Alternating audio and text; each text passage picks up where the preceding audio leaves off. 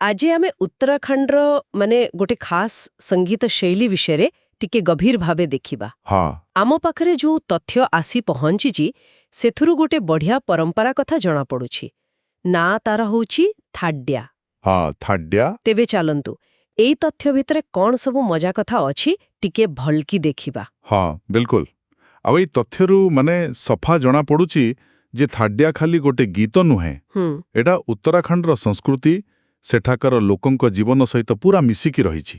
ତାଙ୍କ ପରିଚୟର ଗୋଟେ ଅଂଶ କହିଲେ ଚଳେ। ହଁ ସେଇଟା ତ ଲାଗୁଛି। ଆଉ ଯୋଉ କଥାଟା ମତେ ବେଶୀ ଆକର୍ଷିତ କଲା ସେଇଟା ହେଲା ଏହାର ମୂଳ। ଆଚ୍ଛା।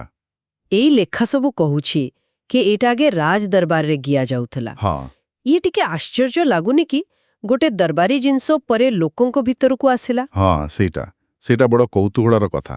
ତଥ୍ୟ ତ ସେଇଆ କହୁଛି, ଦରବାରୀ ସମ୍ପର୍କ ଥିଲା, ହୁଁ କିନ୍ତୁ ଏହାର ଅସଲି ଜୀବନଟା ବର୍ତ୍ତମାନ ଲୋକଙ୍କ ଭିତରେ। ଏବେ ଏହା ଗୋଟେ ଗୋଷ୍ଠୀଗତ ପରିବେଷଣ, ଜଣେ ନୁହେଁ ବହୁତ ଲୋକ ମିଶିକି ଗାଆନ୍ତି। ଆଚ୍ଛା, ଗୋଷ୍ଠୀଗତ ପରିବେଷଣ ଏ ବିଷୟରେ ଆଉ କଣ ଅଛି ତଥ୍ୟରେ? କିଏ ଗାଆନ୍ତି? ଖାଲି ପୁରୁଷମାନେ ନା ଆଉ କିଏ? ନା ଏଇଠି ତ ଆହୁରି ମଜା, ଏହାର ସାମାଜିକ ଦିଗଟା। କେମିତି? ଏଥିରେ ପୁରୁଷ ଆଉ ମହିଳା ଦୁହେଁ ସମାନ ଭାବରେ ଭାଗ ନିଅନ୍ତି। ଓହୋ, ଦୁହେଁ? ବାଃ। ହଁ, ସୂଚନା କହୁଛି ଏଇଟା ପ୍ରାୟତଃ ପ୍ରଶ୍ନ ଉତ୍ତର ଭଳି ହୁଏ। ପ୍ରଶ୍ନ ଉତ୍ତର? ହଁ, ଗୋଟେ ପଟେ ପଚାରିବେ, ଆର ପଟେ ଜବାବ ଦେବେ। କେତେବେଳେ ପୁରୁଷ ଦଳ ଆଉ ମହିଳା ଦଳ ଅଲଗା ରହିବି ଏମିତି କରନ୍ତି। ଆଚ୍ଛା। ଏଇଟା ସେମାନଙ୍କର ସମାଜରେ ମିଳିମିଶି ଚଳିବାର ଗୋଟେ ବଢ଼ିଆ ଉଦାହରଣ ନା। ହଁ, ବାସ୍ତବିକ ବହୁତ ମଜାଦାର କଥା। ତବେ ଏ ଯେ ରାଜ ଦରବାରରୁ ଗାଣମୁଣ୍ଡା ଚୌପାଡ଼ି ଯାଏଁ ଆସିଲା, ଏ ଯାତ୍ରାଟା କେମିତି ହେଇଥିବ? କିଛି ଇସାରା ଅଛି କି ସେ ଲେଖା ସବୁରେ?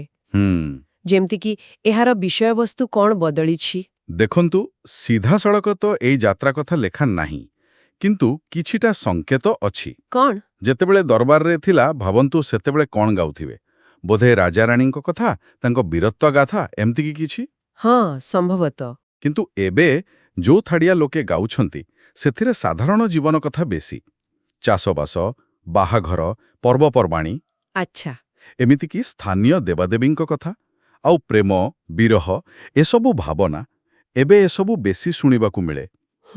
ଆଉ ବାଦ୍ୟଯନ୍ତ୍ର ବି ସେମିତି, ପୁରା ସରଳ, ଢୋଲ, ଦମାଉଁ, ହୁଡ଼କା, ଏମିତି ସବୁ। ବାଃ, ସମୟ ସାଙ୍ଗରେ ଏ ଗୀତ ନିଜକୁ ବଦଳେଇଛି, ଲୋକଙ୍କର ଆହୁରି ପାଖକୁ ଆସିଛି। ହଁ ରାଜ ଦରବାରରୁ ଆସି ସାଧାରଣ ଲୋକଙ୍କ ମନ ଜିଣିବା ଏଇଟା କିଛି କମ୍ କଥା ନୁହେଁ। ଏକଦମ ଠିକ୍।